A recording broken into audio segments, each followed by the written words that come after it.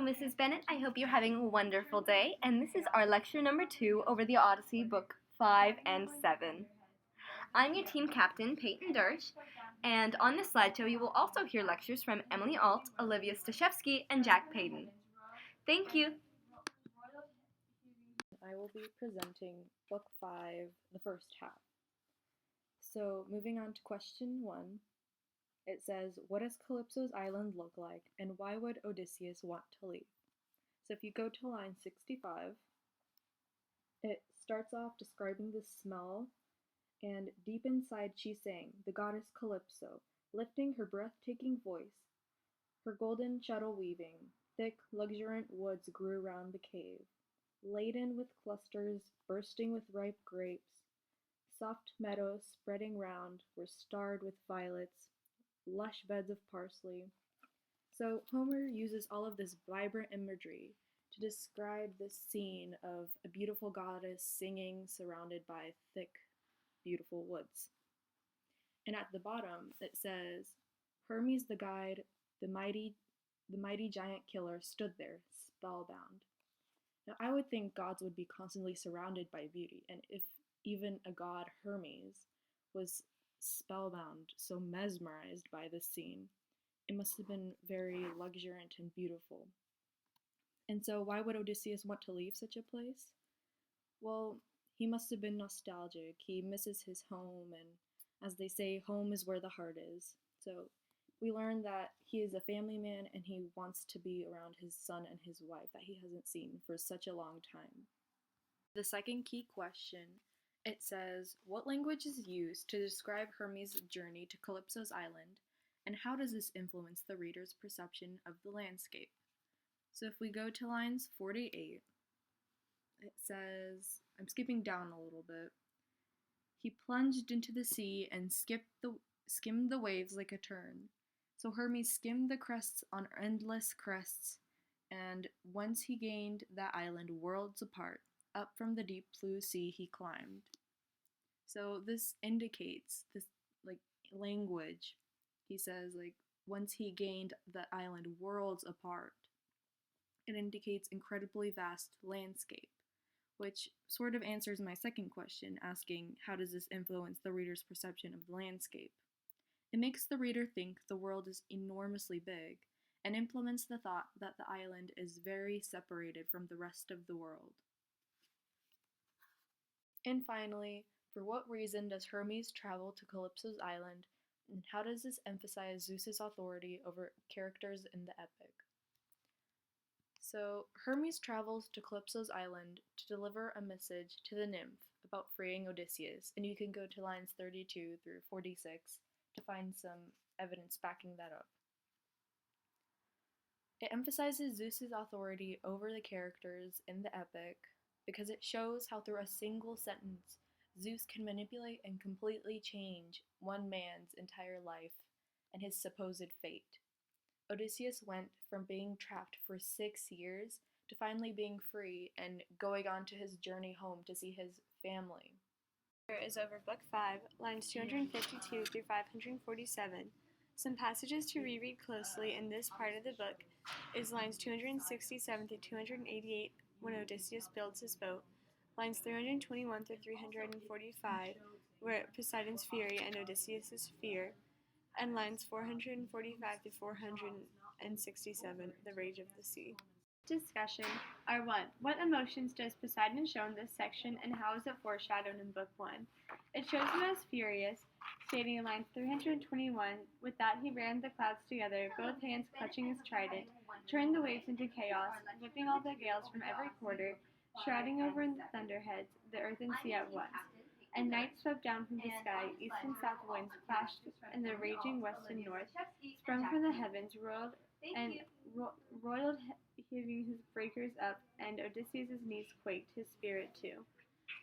And this was foreshadowed in book 1 when it said that Poseidon, unlike most gods, has no pity for Odysseus. The second question is, what does Leucothea do to help Odysseus, and how does it show Xenia?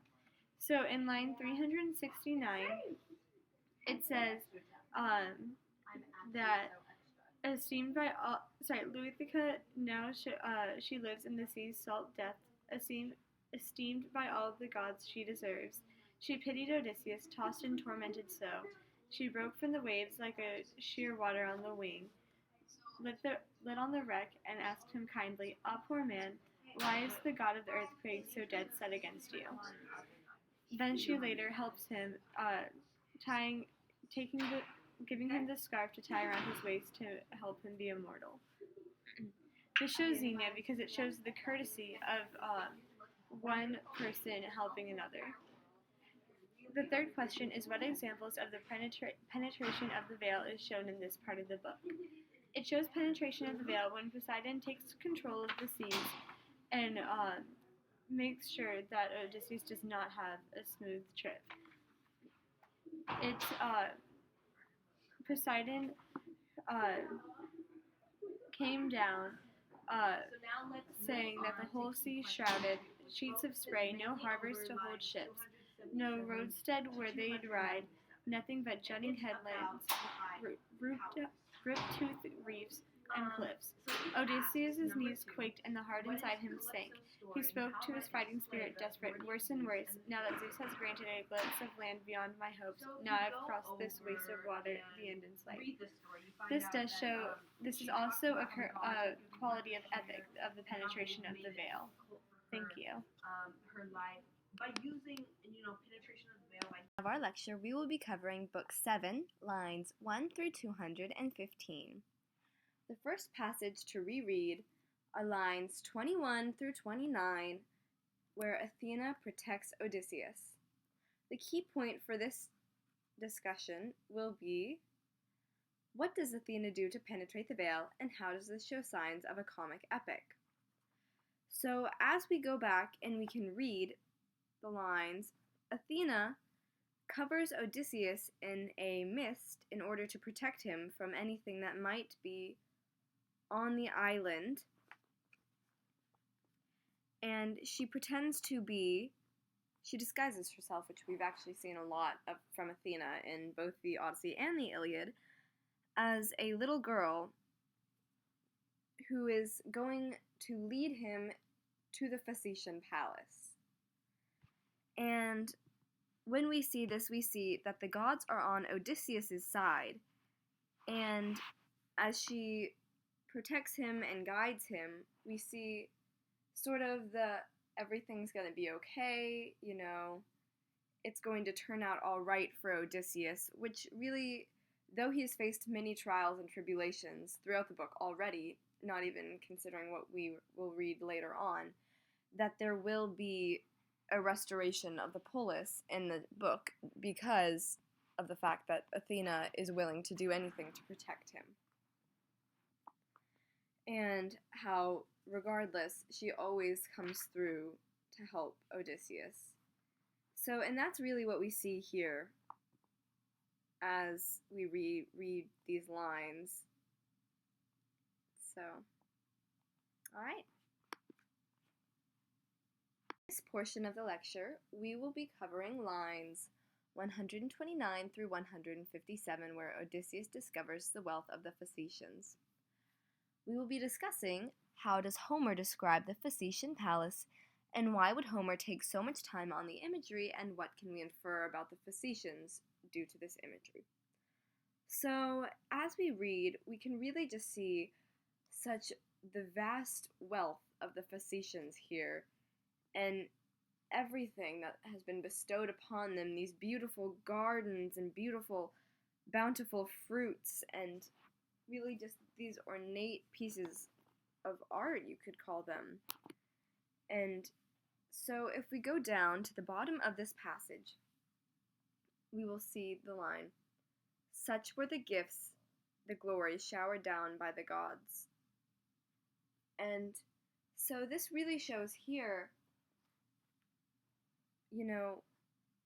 what the gods can give you. It's showing if you are loyal and you obey the gods, it's really showing you what wealth you can gain and what the gods have to give. It's like showing the gracefulness of the gods and how the gods are willing to give and what they will do for the people who are in their favor.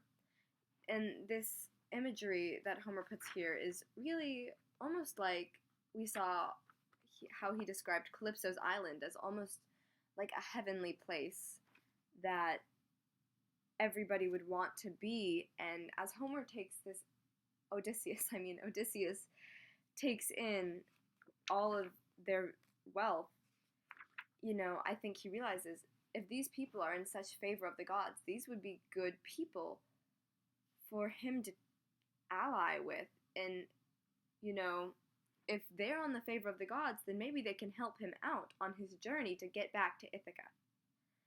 Passage we will reread are lines 182 through 197, where Odysseus pleads for shelter. We will be discussing how do the lords react to Odysseus, and how does this further the theme of Xenia within the Odyssey. So here we have seen Athena's spell, or mist, that she cast around Odysseus has finally faded, and he is left kneeling beside the lord of Phaeacia. I'm not even going to try to pronounce his name. I'm sorry, Mrs. Bennett. And so we see, as he pleads for shelter, we see his reaction. And really what he does is he says, you know what, this is ridiculous. Why haven't we helped this man? We need to get him in clothes, we need to get him in shelter, and we need to help him however we can. And so I think that's really something so unique about this Greek literature, and something that has definitely been lost today in modern culture, in modern literature. You don't see this just innate feeling of courtesy, and you don't see the need to help somebody out like you would have seen in ancient Greek times, how regardless of anybody's situation, people felt hospitality or courtesy towards their neighbors that is really unique. And we can definitely see that here, because Homer, a man they don't know, they've never seen before. Odysseus, a man they haven't seen before, and how they just automatically take him under their wing, no assumptions, no questioning, just without a second thought. And that's really something I wish we could see more of in modern culture. I'm Jack Payton, and I will be presenting Book 7, lines 215 to 397. So let's look at the first question. It's going to be covering lines 223 through 229, and it's about Odysseus' journey. So the concrete part of our question is, what lines are delivered by Dionysius that express upward motion and a glimpse of the restored polis? So if we look at the passage down here, it basically talks about at dawn, the elders will come in to assemble and host the guests in the palace. They will sacrifice to the gods and turn our minds to his passage home. So basically, it's hinted at by Homer that he is going to make it home, as it is throughout the entire book. And it obviously shows a comedic side of the story, as you can tell that he's going to get home, he's going to restore the polis. And also it can show Xenia, or hospitality in the Greek culture, as the host's job is not over until the guest is home and safe, which I actually covered in my last lecture. And although that's just more of a positive gesture, a positive feeling, rather than it being tied connectedly to a comedic epic. Move on to key question 2, which focuses mainly over lines 277 to 297, the high powers. So the question asks, what is Calypso's story and how might it display the authority of Zeus and the fates in the epic? So if you look about her story, she basically talks about how life has been difficult for her, how the gods have controlled and manipulated her and her life through tactics of penetration of the veil, And obviously Zeus is the god carrying out most of these, or at least ordering for these, and Fates overall can just see a grand scheme of things in the way that they would like things to be carried out. It basically just shows how the mortals in this story do not have much control over their fate or their destiny. They really don't. It's the gods who can manipulate the story and almost just mold it in a way that they would like to see the outcome. So let's move on to key question 3. It is focusing over lines 289 through 302, and it is over enchanting imagery.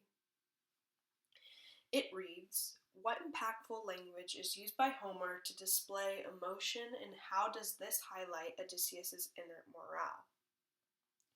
So, when you look at those lines, there's phrases and words such as kindness, warm me, welcomely, ageless, all my days, drenching in tears, and it's not because he's not using, Homer's not using this language to say, oh look, let's look at Odysseus. Look how he's, just such a baby. Look at him crying. It's not about that. It's more about Odysseus or Homer using this language to cover the greatness of a character that he needs to.